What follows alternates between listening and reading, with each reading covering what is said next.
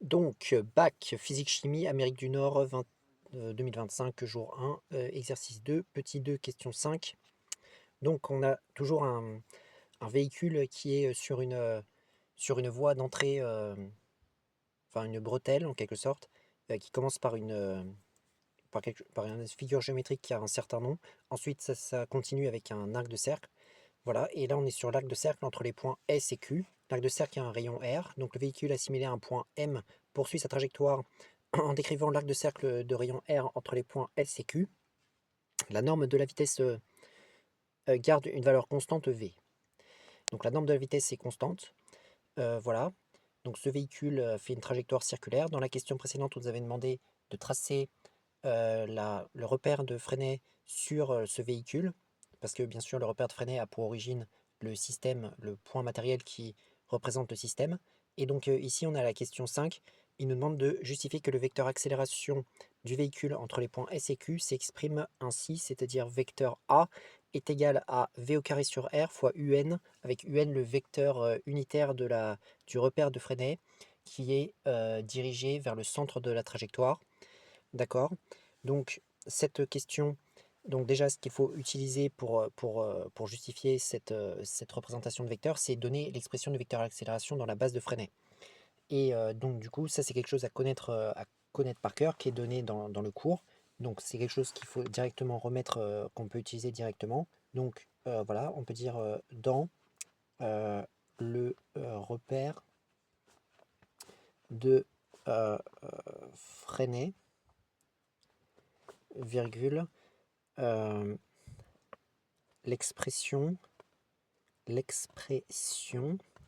de l'accélération est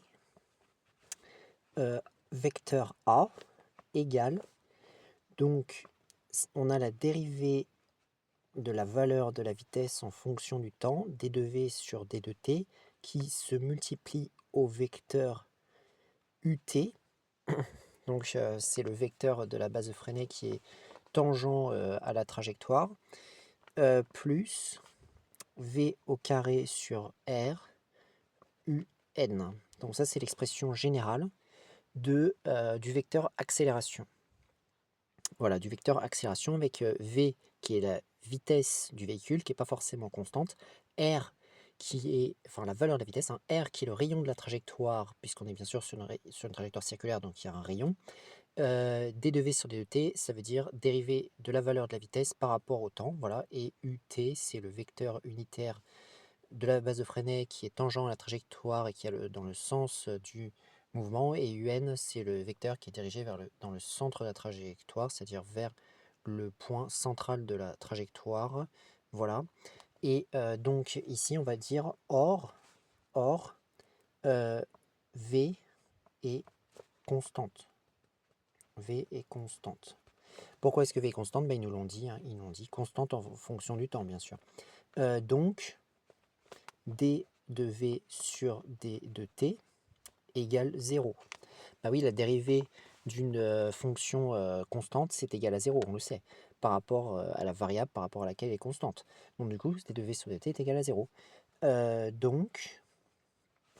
Donc A, vecteur accélération, qu'est-ce que ça nous donne? Ça nous donne 0 fois ut plus v carré sur r un. Voilà. Et 0 fois ut, bah, c'est égal à 0. Donc, il va plus rester que 0 plus ce vecteur-là. Eh bien, ça va nous donner donc juste ce vecteur-là. V carré sur R, UN. Et voilà. Donc, on est bien arrivé à l'expression de l'accélération qu'il nous demandait à partir de l'expression générale de l'accélération dans la base de Freinet. Généralement, c'est comme ça. C'est-à-dire que là, en fait, on est avec une vitesse constante, donc on a un mouvement circulaire uniforme. Donc voilà pour cet exercice, bac physique chimie Amérique du Nord, 2025, jour 1, exercice 2, petit 2, question 5.